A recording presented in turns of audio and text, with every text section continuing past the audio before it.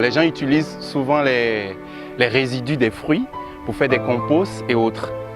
Et on s'est dit, si tant est qu'on pouvait utiliser ces résidus-là, c'est sûr qu'il est possible d'utiliser aussi les jus pour en faire de l'engrais.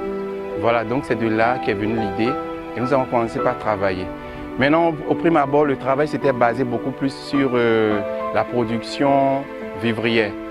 Voilà.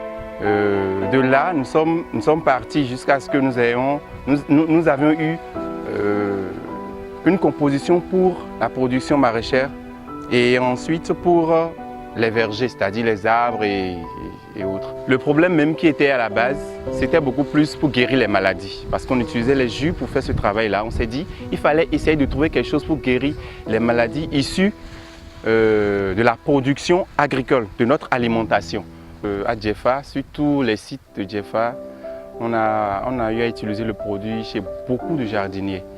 De même à Cotonou, c'est-à-dire dans les jardins de Cotonou, on l'a aussi utilisé. Si nous allons dans les collines, il y a des producteurs de coton, d'anacadier, de tout ce qui est arbre, que ce soit les thé-querets et tout, ça a été vraiment utilisé. Au Togo, c'est pareil. On a aussi utilisé ça avec des jardiniers. Au Burkina aussi, c'est pareil. Donc, ça a été utilisé par beaucoup de personnes. Les résultats ont été positifs, je dirais à 100%. Parce que déjà, la composition est un peu extraordinaire. Ça étonne les gens qu'on puisse faire sortir un produit du genre parce que c'est uniquement que les jus de fruits. C'est un mélange qui se consomme. Vous voyez un peu? Et c'est juste qu'on dilue ça dans de l'eau. On dilue ça dans de l'eau et on fait la pratique. On a commencé en 2010, comme je l'ai dit tout à l'heure. Et la première difficulté, et qui est la grande d'ailleurs, c'est au niveau des mélanges des jus. Parce que lorsque vous prenez les jus, il y a un dosage pour chaque matière première. Donc au niveau du mélange, lorsque vous faites l'erreur et que vous ajoutez même 1 millilitre, je dis bien 1 millilitre de l'autre jus qui ne devrait pas être dedans, c'est que tout est foutu. Pour utiliser notre produit, on le dilue dans de l'eau. Par exemple, lorsque je prends l'engrais, lorsqu'on prend 20 millilitres de l'engrais, pour ce qui est de la production maraîchère, on dilue ça dans 16 litres d'eau. 20 millilitres pour 16 litres d'eau.